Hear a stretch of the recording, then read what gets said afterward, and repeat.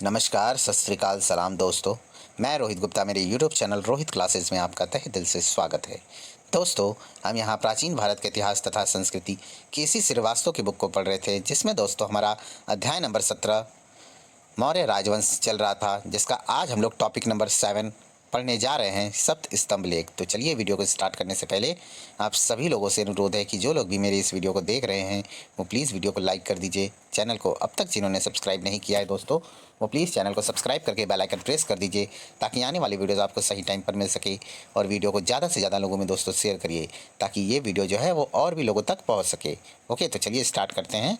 Chapter number 17 Maurya राजवंश में दोस्तों टॉपिक नंबर 7 सप्त स्तंभ लेख। इन राजज्ञों अथवा प्रज्ञापनों की संख्या 7 है, जो 6 भिन्न भिन्न स्थानों में पाषाण स्तंभों पर उत्कीर्ण पाए गए हैं। ये इस प्रकार है, ठीक है। पहला है दोस्तों दिल्ली टोपरा।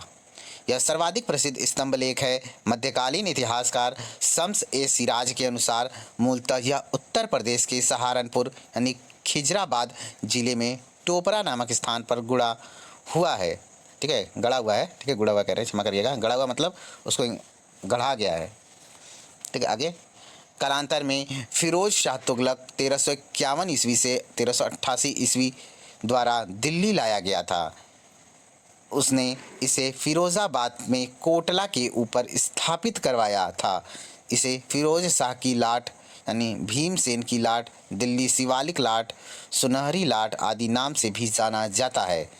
इस पर अशोक के 7 लेख उत्कीर्ण हैं, जबकि अन्य पर केवल 6 ही मिलते हैं। सर्वप्रथम जेम्स प्रिंसप ने इसका वाचन कर अंग्रेजी में अनुवाद प्रकाशित किया था, ठीक है। दूसरा है दोस्तों दिल्ली मेरठ।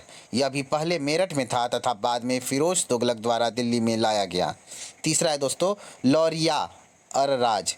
ये बिहार के चंपारण जिले में स्थित है। चौथा है दोस्तों लौरिया नंदनगढ़। यह भी चंपारण जिले में ही स्थित है, बिहार के। पांचवा है दोस्तों रामपुरवा। ये भी चंपारण बिहार में ही स्थित है। और छठवां है दोस्तों हमारा प्रयाग। यह पहले कौशाम्बी में था तथा बाद में अकबर द्वारा लाकर इलाहाबाद के किले में रखवाया गया है, ठीक है। आगे हिंदी अनुवाद देख लेते हैं, चलिए। पहला है दोस्तों हिंदी अनुवाद में, पहला नंबर देवान प्रिय प्रियदर्शी राजा कहता है, मैंने अपने अभिषेक के 26वें वर्ष बाद यह धर्म लिपि लिखवाई। धर्म की तीव्र कामना, कठोर परीक्षा, एक सेकंड दोस्तों, कठोर परीक्षा, अत्यधिक आज्ञा पालन, अत्यधिक भय, अत्यधिक उत्साह के बिना इस लोक तथा परलोक के सुख की प्राप्ति कठिन है। परंतु मेरे प्रयत्नों से लोगों का धर्मानुराग और प्रेम बढ़ता गया और प्रतिदिन बढ़ता ही जाएगा। मेरे उच्च छोटे या मध्यम अधिकारी स्वयं धर्म का पालन करते हैं और चंचल मन वालों को धर्म पालन की प्रेरणा के उपयुक्त होने के कारण उनसे ही धर्म पालन कराते हैं। सीमांत प्रदेशों के महामात्र भी ऐसे ही कराते हैं। इन सब के लिए आज्ञा है कि धर्मानुसार लोगों का पोषण करो, धर्मानुसार शासन का विधान करो, धर्म के द्वारा उन्हें सुख पहुँचाओ और धर्मानुसार शासन करो। नंबर 2 है दोस्तों देवान प्रियदर्शी राजा कहता है। दूसरा नंबर है धर्म श्रेष्ठ है, पर धर्म क्या है? पापों का अभाव, अच्छा काम, दया, दान, सत्य, पवित्रता। मैंने कई प्रकार के चक्षुदान यानी ज्ञान दृष्टि किया है। दोपायों, चौपायों, पक्षियों तथा जलचरों पर अनेक प्रकार के उपकार मेरे द्वारा किए गए। आगे है यहाँ तक कि उन्हें जीवन दान भी दिया गया। मैंने दूसरे बहुत से पुण्य कर्म किए। यह धर्म लिपि लिखवाई गई कि वे मेरा अनुकरण करें तथा यह चिरस्थायी रहें। इसके अनुसार चलने वाला शुभ कार्य करेगा। आगे है नंबर 3 नंबर है दोस्तों देवनाम प्रियदर्शी कहता है, मनुष्य केवल अपने अच्छे काम ही देखता है या अपने से कहता है, मैंने यह अच्छा काम किया है। वह अपना पाप कभी नहीं देखता और अपने से यह नहीं कहता है, मैंने यह पाप किया है, अथवा यह वास्तव में बुरा काम है। पर यह ऐसी वस्तु है जिसमें आत्मनिरीक्षण कठिन है। ठीक है, एक सेकंड दोस्तों, आत्मनिरीक्षण कठिन है, फिर भी देखना चाहिए और अपने से कहना चाहिए, ये विषय विकार, प्रचंडता, क्रूरता, क्रोध, घमंड, ईर्ष्या आदि दुर्गुण उत्पन्न करते हैं तथा उनके कारण मेरा पतन हो सकता है। यह भी सदा ध्यान रखना चाहिए कि इससे मुझे इस लोक और परलोक में भी लाभ होगा। नंबर 4 है दोस्तों, मैंने अपने अभिषेक के 26 वर्ष बाद यह धम्म लिपि लिखवाई, लाखों लोगों के ऊपर रज्जुकों को नियुक्त किया है। मैंने उन्हें न्यायिक अनुसंधान एवं दंड में स्वतंत्र बना दिया है, जिससे वे अपना कर्तव्य विश्वास के साथ और निडर होकर पूरा करें, जनपदों के लोगों का हित और सुख उत्पन्न करें तथा उनका उपकार करें। वे सुख और दुख के कारणों को जानेंगे और जनपदों के लोगों तथा धर्मयुक्त जनों को प्रेरणा प्रदान करेंगे, जिससे उन्हें इस लोक और परलोक में सुख मिल सके। रज्जुक मेरी आज्ञा पालन को तत्पर हैं और चूंकि रज्जुक मेरी आज्ञा का पालन करना चाहते हैं, अतः निम्न कर्मचारी भी मेरी इच्छाओं और आज्ञाओं का पालन करेंगे। वे भी कुछ को उपदेश देंगे, जिससे रज्जुक मुझे प्रसन्न करने का प्रयत्न करेंगे। जिस प्रकार माता पिता संतान को योग्य धाय को सौंपकर आश्वस्त होते हैं, यह सोचकर कि योग्य धाय मेरी संतान को सुख देने की चेष्टा करती है, इसी प्रकार रज्जुक जानपदों के हित सुख के लिए नियुक्त किए गए हैं, जिससे वे निर्मय और निसंकोच होकर प्रसन्न मन से अपने कर्तव्य का पालन करें। इस कारण मैंने न्यायिक अनुसंधान और दंड के बारे में उन्हें स्वतंत्र कर दिया है। यह वांछनीय है क्या व्यवहार समता और दंड समता। मैंने यह आदेश दिया है, जो कैद है, जिन्हें सजाएं दी जा चुकी हैं तथा जिन्हें मृत्युदंड दिया गया है, उन्हें 3 दिनों की छूट दी गई है। या तो उनके संबंधी इस बीच उनके प्राण बचाने के लिए कुछ रज्जुकों से दंड कम करा लें, अथवा आध्यात्मिक विनाश से बचने के लिए वे परलोक का विचार कर दान दे सके ता व्रत रख सकें। मेरी इच्छा है कि कारावास की अवधि में भी वे परलोक में सुख के लिए प्रयत्न कर सकें और अनेक प्रकार के धार्मिक आचरणों, आत्मसंयम और उदारता की मनुष्यों में अभिवृत्ति हो। नंबर 5 है दोस्तों, देव नाम प्रियदर्शी कहता है, अपने अभिषेक के 26 वर्ष बाद मैंने निम्नलिखित जीवों का वध निषिद्ध किया, मतलब उस पर बैन किया, रोक लगाया। ठीक है, आइए देखते हैं। शुक, सारिका, अरुण, चक्रवाक, हंस, नंदीमुख, गेलाट, जतुका, अम्बाक पीलिका, कच्छपी, अस्थिहीन मत्स्य, वेदवेयक, गंगा पपुटक, संकुज मछ, कछुआ और शाही खरगोश जैसे गिलहरी, बारहसिंह, शाण, घर के कीट, गेंडा, श्वेत कपोत, ठीक है, श्वेत कपोत, ग्राम कपोत और ऐसे सभी चौपाए जो खाए ना जाते हों और अन्य किसी काम ना आते हों, करभिड़ी अथवा स्तनद शिशु वाली भेड़, बकरी और सुकरी तथा उनके 6 माह के छोटे बच्चे, मुर्गों को बधिया ना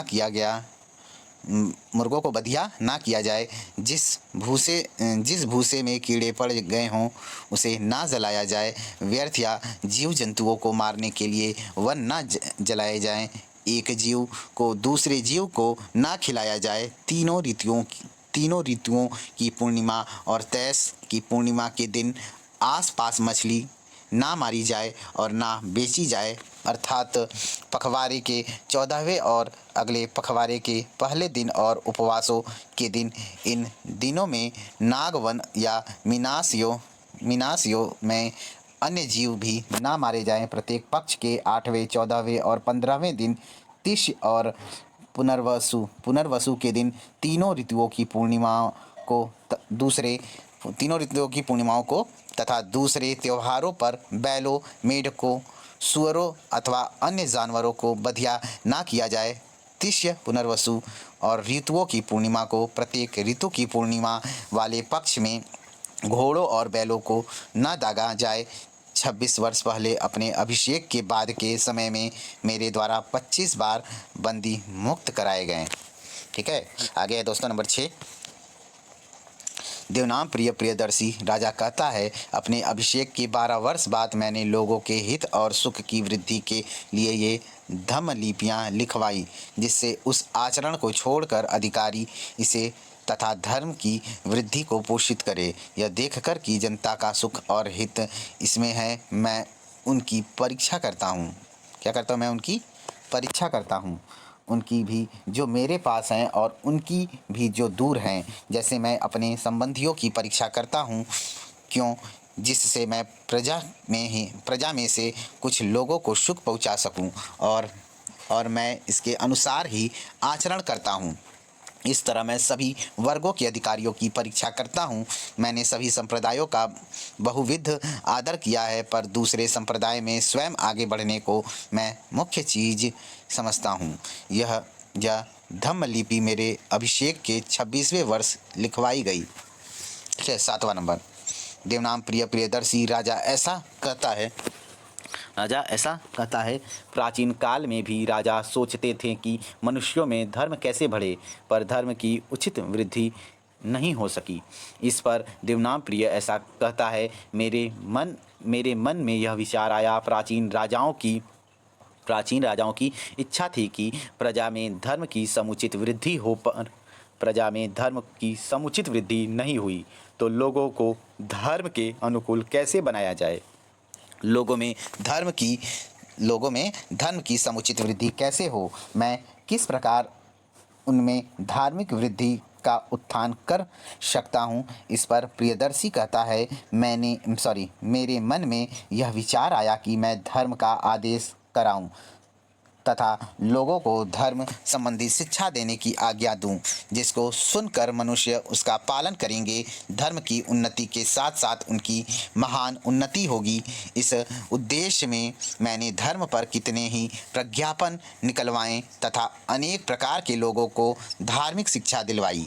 बहुत से लोगों पर मैंने अपने अधिकारी नियुक्त किए हैं, वे धर्म का प्रचार और उपदेश करेंगे। लाखों आदमियों के ऊपर रज्जुक नियुक्त किए गए हैं, उन्हें भी आदेश दिया गया है। आगे, धर्मनिष्ठ लोगों में इस तरह उपदेश करो। आगे, देवनाम प्रियदर्शी कहता है, सड़कों के किनारे मैंने वट वृक्ष लगवाए हैं, उनसे मनुष्यों और पशुओं को छाया मिलेगी। आम्र वाटिकाएँ लगवाई हैं, आठ कोस पर कुएं खुदवाए हैं तथा विश्राम गृह बनवाए हैं। मैंने मनुष्यों तथा पशुओं के आराम के लिए स्थान स्थान पर बहुत से आरामगाह बनवाए हैं, पर यह सब कोई बड़ी चीज़ नहीं है। ऐसे सांसारिक सुख, एक सेकंड दोस्तों, सांसारिक सुख बढ़ाने का कार्य तो मेरे समान कई पूर्ववर्ती राजाओं ने भी किए थे। यह सब मैंने इसलिए किया कि लोगों में भी धर्म के ऐसे आचरण करने की प्रवृत्ति बढ़े। प्रियदर्शी राजा कहता है, मैंने विविध धर्म कार्यों के लिए धर्म महामात्र नियुक्त किए। वे साधुओं और गृहस्थियों के सभी संप्रदायों के लिए नियुक्त किए गए हैं। वे संघ के कार्य की व्यवस्था करेंगे। इसी प्रकार मैंने यह व्यवस्था की कि वे ब्राह्मणों, आजीवकों, निर्ग्रंथों तथा विविध संप्रदायों की व्यवस्था करेंगे। कई महामात्र मनुष्यों की विविध श्रेणियों और बहुत से नियत कार्यों के लिए हैं, परंतु मैंने धर्म महामात्रों की नियुक्ति केवल इन तथा सब संप्रदायों के लिए किया है। आगे, देवनाम प्रिय कहता है, ये तथा दूसरे मुख्य कर्मचारी मेरे तथा रानियों के द्वारा दिए गए दान का ठीक ठीक प्रबंध करते हैं, और यहाँ तथा जनपदों में मेरे समस्त अंतःपुर में उन्होंने कई प्रकार के संतोषजनक कार्य किए हैं। मैंने यह प्रबंध किया है कि वे मेरे पुत्रों तथा अन्य देवी कुमारों द्वारा दिए गए दान का इस प्रकार वितरण करें कि धर्म की उन्नति हो तथा लोग धर्म का पालन करें, और इस प्रकार के लोगों में धर्म की उन्नति और धर्म का पालन बढ़ेगा, जिससे दया, दान, सत्य, पवित्रता, नम्रता तथा भलाई की वृद्धि होगी। आगे, देवनाम प्रिय राजा का यह कहता है, मैंने जितने अच्छे काम किए लोगों ने उनका अनुसरण किया और वे भविष्य में भी वैसा ही करेंगे। इन कामों से उनकी उन्नति हुई और माता पिता तथा गुरुजनों की सेवा, वृद्धों के अनुसरण और ब्राह्मणों और श्रमणों, दीन दुखियों तथा दासों और मृत्युओं के साथ भी सदाचरण बढ़ा है। आगे आगे है देवना प्रिय राजा कहता है, मनुष्यों में यह धार्मिक उन्नति दो कारणों से हुई, धर्म नियमन तथा निषेध। अथवा इस विषय में नियमन का उतना महत्व नहीं जितना निषेध का है। धर्म निषेध वे है जो मैंने लागू किए, अर्थात इन प्राणियों का वध नहीं होगा और अनेक धार्मिक नियम हैं, परंतु निषेध द्वारा जैसे सब प्राणियों की हिंसा का निषेध और जीव मात्र की हत्या न करने से धर्म की अधिक वृद्धि हुई है। यह लेख लिखवाया गया जिससे मेरे पुत्र और पौत्र इन कार्यों को तब तक करते रहें जब तक सूर्य और चंद्र कायम रहें और इस प्रकार मेरा अनुसरण करेंगे। इस प्रकार मेरा अनुसरण करने से इस लोक और परलोक का सुख मिलना निश्चित है। यह धर्म लिपि मैंने अपने अभिषेक के 28 वर्ष बाद लिखवाई है। इसके विषय में देवनाम प्रिय कहता है कि यह धर्म लिपि जहाँ जहाँ शिला स्तंभ या शिला फलक हो वहाँ वहाँ खुदवाई जाए, जिससे यह चिर स्थायी रहे। आगे दोस्तों लघु स्तंभ लेख, आइए इसे देख लेते हैं। अशोक की राजकीय घोषणाएं जिन स्तंभों पर उत्कीर्ण हैं उन्हें साधारण तौर से लघु स्तंभ लेख कहा जाता है। ये निम्नलिखित स्थानों से मिलते हैं। पहला है सांची, दूसरा है सारनाथ, तीसरा है कौशाम्बी, चौथा है रुमिनदेई, पांचवा है निगलीवा। तो सांची में दोस्तों रायसेन जिला में है, मध्य प्रदेश में है सांची याद रखिएगा, बहुत ही फेमस है, बहुत ही ज़्यादा फेमस है दोस्तों। दूसरा है सारनाथ, वाराणसी में जो कि है, आपको पता होना चाहिए, उत्तर प्रदेश में ये पड़ता है। तीसरा है दोस्तों हमारा कौशाम्बी जो कि इलाहाबाद के समीप है। चौथा है रुमिनदेई जो कि नेपाल की तराई में स्थित है। पाँचवा है निगलीवा जो कि निगाली सागर में स्थित है। यह भी नेपाल की तराई में ही स्थित है दोस्तों। ठीक है। आगे सांची सारनाथ के लघु स्तंभ लेख में अशोक अपने महामात्रों को संघ भेद रोकने का आदेश देता है। कौशाम्बी तथा प्रयाग के स्तंभों में अशोक की रानी करुवाकी द्वारा दान दिए जाने का उल्लेख है। इसे रानी का अभिलेख भी कहा गया है। ठीक है, याद रखिएगा। लघु स्तंभ लेखों में रुमिनदेई प्रज्ञापन कई दृष्टियों से महत्वपूर्ण है। इस लेख की खोज फ्यूरर ने की तथा जॉर्ज व्यूलर ने इसे अनुवाद सहित इपिग्राफिया इंडिका के 5वें खंड में प्रकाशित किया है। ठीक है, इपिग्राफिया इंडिका के 5वें खंड में क्या किया गया है? प्रकाशित किया गया है। इसके अनुसार अपने अभिषेक के 20 वर्ष पश्चात देवताओं का प्रिय राजा प्रियदर्शी स्वयं यहाँ आया तथा उसने पूजा की, यानी अशोक की बात हो रही है, क्योंकि यहाँ शाक्य मुनि बुद्ध का जन्म हुआ था। अतः उसने वहाँ बहुत बड़ी पत्थर की दीवार बनवाई तथा एक स्तंभ स्थापित किया, क्योंकि यहाँ बुद्ध का जन्म हुआ था। अतः लुम्बिनी गांव का धार्मिक कर यानी बलि माफ़ कर दिया गया तथा कर मात्र 8वां भाग किया गया। ठीक है, मतलब जैसे 1 रुपये में 12.5 पैसा। ठीक है, 12.5 पैसा मान सकते हो आप, 8वां भाग। चलिए आगे देखते हैं।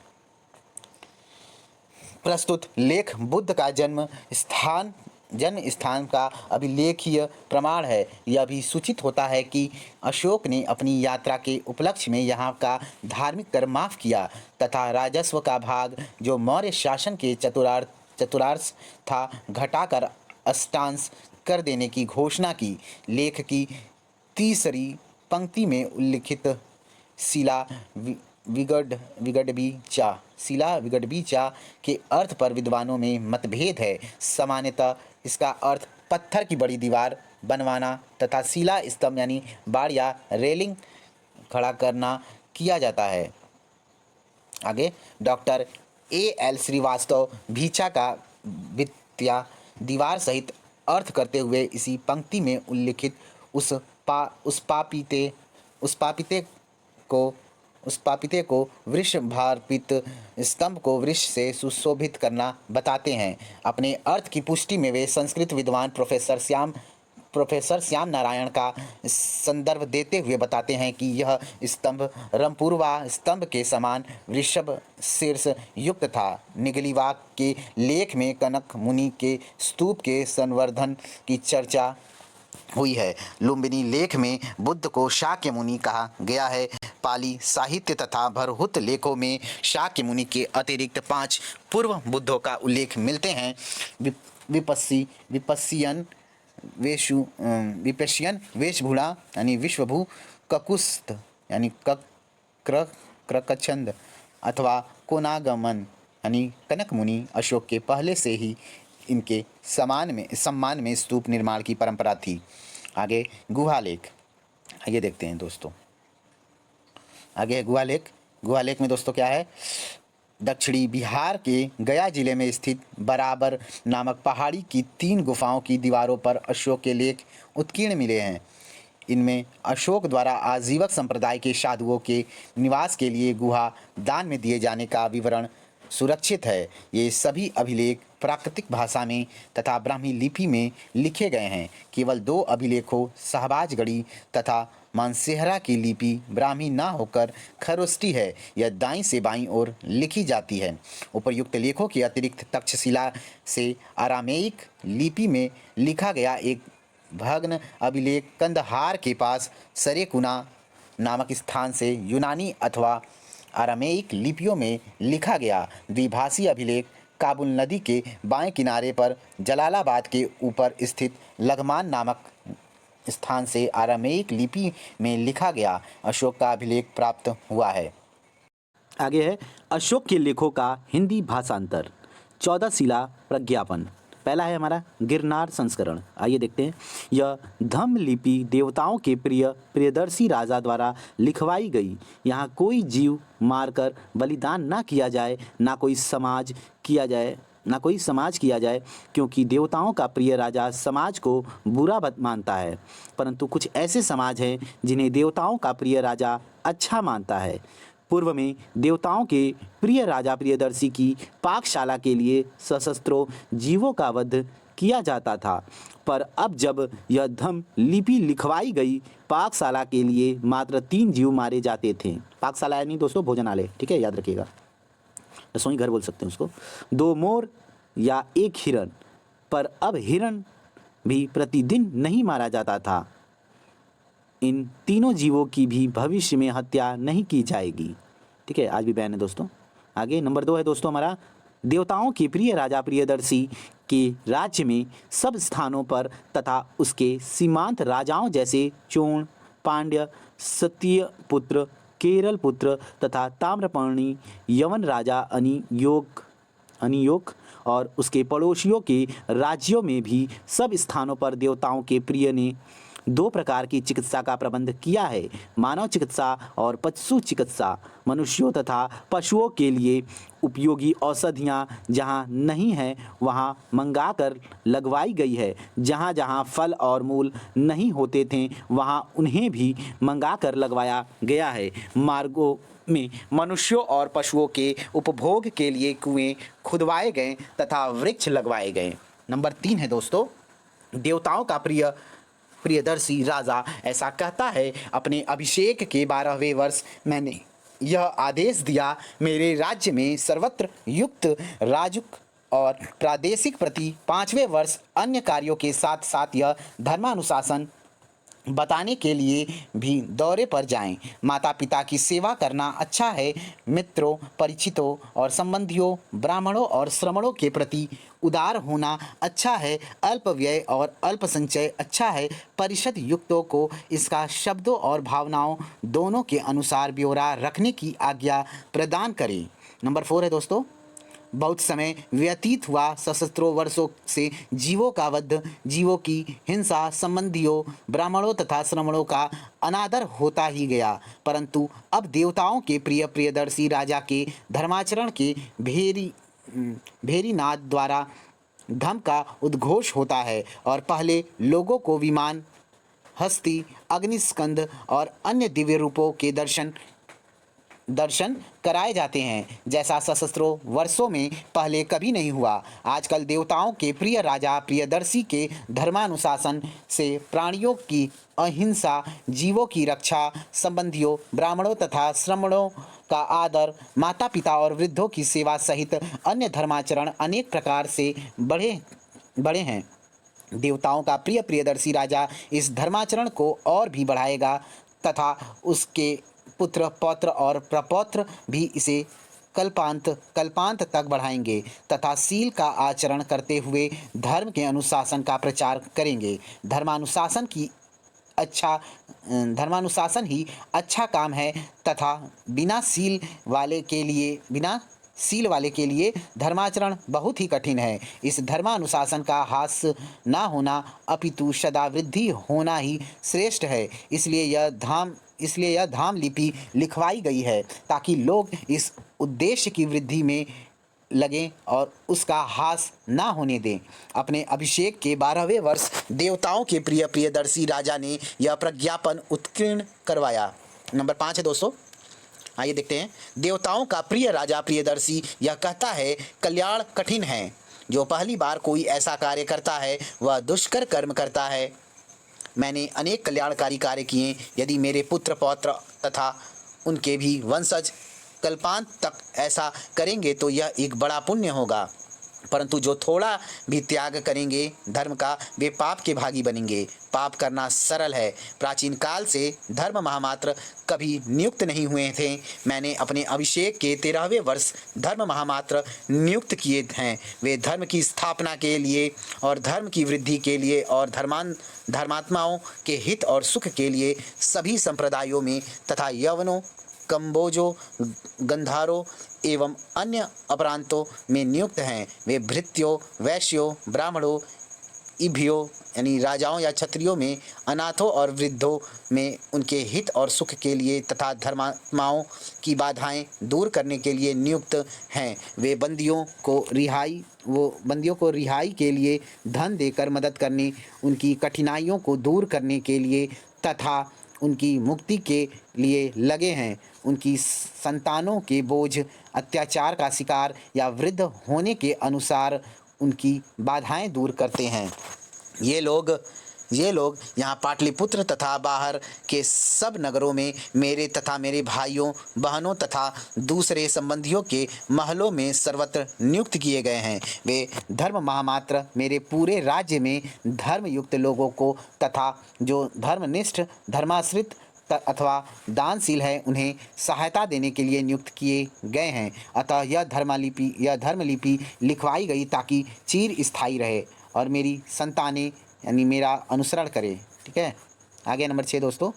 देवताओं का प्रिय राजा यह कहता है, प्राचीन काल से यह पहले कभी नहीं हुआ कि सब समय राजकार्य और राजकीय समाचार राजा के समक्ष प्रस्तुत किए गए हों। अस्तु, मैंने यह व्यवस्था दी है कि प्रत्येक समय और प्रत्येक स्थान पर, चाहे मैं भोजन कर रहा हूँ, चाहे महल में, अंतःपुर में, पशुशाला में, घोड़े की पीठ पर और चाहे उद्यान में हूँ, सब स्थान पर राजकीय प्रतिवेदक मुझे प्रजा के कार्य की सूचना दें। सर्वत्र मैं प्रजा का कार्य करता हूँ। यदि मैंने स्वयं किसी बात के जारी या उद्घोषित करने का आदेश दिया हो अथवा यदि कोई आकस्मिक कार्य महामात्रों पर आ पड़े और परिषद में उस पर मतभेद हो जाए तो इसकी मुझे सब स्थानों पर हर समय सूचना दी जाए। राजकार्य में मैं कितना भी उद्योग करूं उससे मुझे संतोष नहीं होता, क्योंकि सभी की भलाई करना ही मैंने अपना उत्तम कर्तव्य माना है और यह उद्योग तथा राजकार्य संचालन से ही पूरा हो सकता है। सर्वलोक हित से बढ़कर और कोई अच्छा कार्य नहीं है। मैं जो कुछ भी पराक्रम करता हूँ उसका क्या प्रयोजन है, जिससे मैं प्राणी मात्र का जो ऋण मेरे ऊपर है उससे मुक्त हूँ तथा उनका इस लोक तथा परलोक में हित बढ़े। यह धर्म लेख इसलिए लिखवाया गया है कि यह चिर स्थायी रहे तथा मेरे पुत्र पौत्र प्रपौत्र सभी प्रजा के कल्याणार्थ इसी प्रकार सदा उद्योग करें, परंतु अत्यधिक प्रयत्न बिना यह कार्य दुष्कर है। नंबर 7 है, देवताओं का प्रियदर्शी राजा इच्छा करता है कि सभी स्थान पर सभी संप्रदायों के मनुष्य निवास करें, क्योंकि सभी संयम और आत्मशुद्धि चाहते हैं, परंतु भिन्न भिन्न मनुष्य इन बातों का पूरा या थोड़ा पालन करते हैं, क्योंकि विभिन्न मनुष्यों की इच्छा और अनुराग भिन्न भिन्न हैं। मनुष्य कितना भी दान करे, परंतु यदि उसमें संयम, आत्मशुद्धि नहीं है तो वह निश्चय ही अधम है। 8वां नंबर, बहुत समय से राजा लोग विहार यात्राओं पर जाया करते थे। इसमें शिकार तथा दूसरे आमोद प्रमोद करते थे। देवताओं के प्रिय राजा प्रियदर्शी ने अपने अभिषेक के 10 वर्ष बाद संबोधि की यात्रा की। इस प्रकार धर्म यात्रा प्रारंभ हुई। इन धर्म यात्राओं में ब्राह्मण और भ्रमण भिक्षुओं के दर्शन किए जाते हैं और उन्हें सोना दान दिया जाता है। जनपद वासियों से मिलना, धर्म संबंधी अनुशासन और प्रश्न पूछना होता है। तब से देवताओं के प्रिय राजा प्रियदर्शी को दूसरे क्षेत्र में इस प्रकार की यात्राओं में बहुत आनंद आता है। नंबर 9 है दोस्तों, देवताओं का प्रिय राजा प्रियदर्शी ऐसा कहता है, रोगों, विवाहों और पुत्रों के जन्म तथा यात्रा पर मनुष्य अनेक मंगलाचरण करते हैं। इन तथा ऐसे अवसरों पर लोग अनेक मंगलाचार करते हैं। स्त्रियां अनेक प्रकार के तुच्छ तुच्छ निरर्थक कार्य करती हैं। मंगलकारी कार्य अवश्य करने चाहिए, पर ऐसे मंगल कार्य का कोई फल नहीं होता, पर धम्म मंगल का बहुत फल होता है। उसमें दासों और सेवकों से शिष्ट व्यवहार और गुरुजनों का आदर श्रेष्ठ है।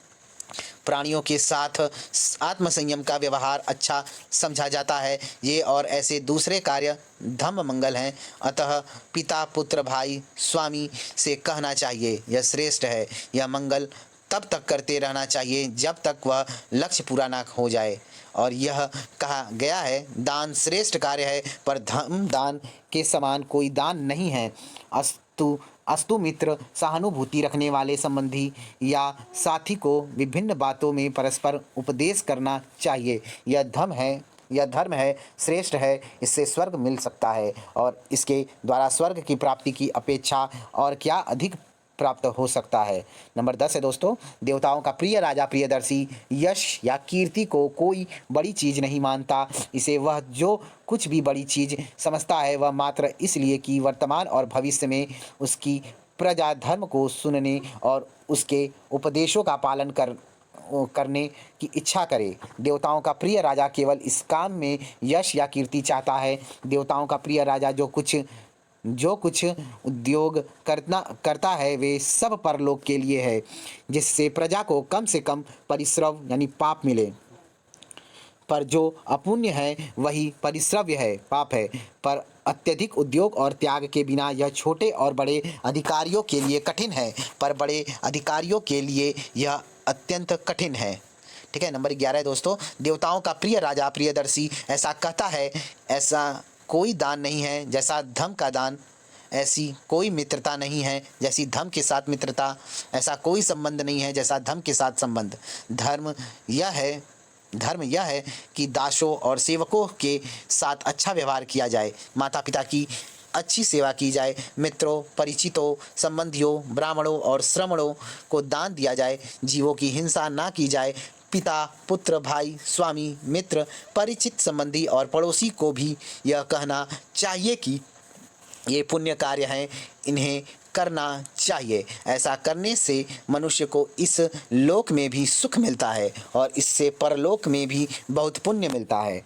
ठीक है। 12 नंबर है दोस्तों, देवानाम प्रियदर्शी राजा सब संप्रदाय वालों का, चाहे वे त्यागी हो या गृहस्थ, सबका विविध दान और पूजा से सत्कार करता है। परंतु देवताओं का प्रिय इस दान और पूजा को इतना अच्छा नहीं समझता जितना इस बात को कि सब धार्मिक संप्रदाय वालों में सारतत्व बढ़े। सारतत्व वृद्धि कई प्रकार की है।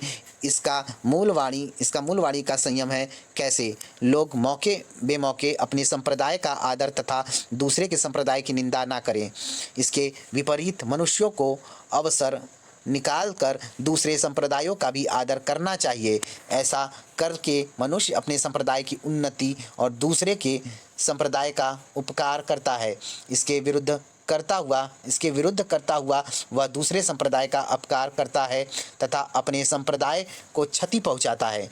जो कोई अपने संप्रदाय से प्रेमवश अपने संप्रदाय का गौरव बढ़ाने के विचार से अपने संप्रदाय की प्रशंसा और दूसरे के संप्रदाय की निंदा करता है, वह वस्तुतः अपने संप्रदाय को बड़ी क्षति पहुंचाता है। इसलिए समवाय ही शुभ है। दूसरों के धर्म को सुनना और सुनाना चाहिए। देवताओं का प्रिय चाहता है कि सभी धार्मिक संप्रदाय ज्ञान से पूर्ण हो तथा कल्याणकारी सिद्धांत वाले हों, तथा जो लोग अपने अपने धर्म में अनुरक्त हों उन्हें बता दिया जाए। कि देवताओं का प्रिय दान या सम्मान को ऐसा नहीं मानता जैसा सब संप्रदायों के सारतत्व की वृद्धि तथा एक दूसरे के धर्म के ज्ञान को इस उद्देश्य से धर्म महामात्रों इसराध्यक्षों इसराध्यक्षों ब्रजभूमि को तथा दूसरे अधिकारी वर्ग नियुक्त किए गए हैं। इसका यह फल है कि अपने संप्रदाय की उन्नति और धर्म का प्रकाश होता है। नंबर 13 है दोस्तों, आइए देखते हैं। अपने अभिषेक के 8 वर्ष बाद देवनाम प्रियदर्शी ने कलिंग को जीता। ठीक है, वहाँ 1.5 लाख लोग बंदी बनाकर निर्वासित किए गए, 1 लाख मारे गए और इससे कई गुने अधिक मृत्यु को प्राप्त हुए। उसके बाद अब कलिंग देश में देवनाम प्रिय को धर्म रक्षा, धर्म लालसा तथा धर्म शिक्षण में बहुत उत्साह हुआ। यह देवताओं के प्रिय का कलिंग की जीत पर पश्चाताप है। देवताओं का प्रिय यह देखकर बड़ा दुखी हुआ कि किसी नए देश की विजय करने में कितने लोगों की हत्या, मृत्यु और कैद होती है। यह सोचकर और भी दुख हुआ कि वहाँ भी ब्राह्मण, श्रमण तथा दूसरे संप्रदायों के मनुष्य तथा गृहस्थ रहते हैं, जिनमें बड़े बूढ़ों की सेवा, माता पिता और गुरुजनों की सेवा तथा मित्रों, परिचितों, सहायकों, संबंधियों तथा दासों एवं सेवकों के प्रति उचित व्यवहार और दृढ़ भक्ति होती है। युद्ध में ऐसे कितने ही धार्मिक जनों की निजी हानि, मृत्यु या प्रियजनों से दूर निर्वासन हो जाता है, और जो अपने जीवन के स्थिर भी रहते हैं तथा अघट अनुराग रखते हैं, वे भी अपने मित्रों, परिचितों, साथियों और संबंधियों के आपत्तिग्रस्त होने से दुखी हो जाते हैं तथा यह आपत्ति उनकी अपनी हानि होती है। यह विपत्ति सभी को भोगनी पड़ती है। इससे देवताओं के प्रिय को बहुत दुख होता है। यवन देश के सिवाय अन्य कोई प्रदेश ऐसा नहीं जहाँ ब्राह्मण और श्रमण समुदाय का वास ना हो। कोई ऐसा देश नहीं जहाँ लोग एक न एक संप्रदाय को ना मानते हों। कलिंग विजय के समय जितने मनुष्य मारे गए, उनके शतांश या सहस्त्रांश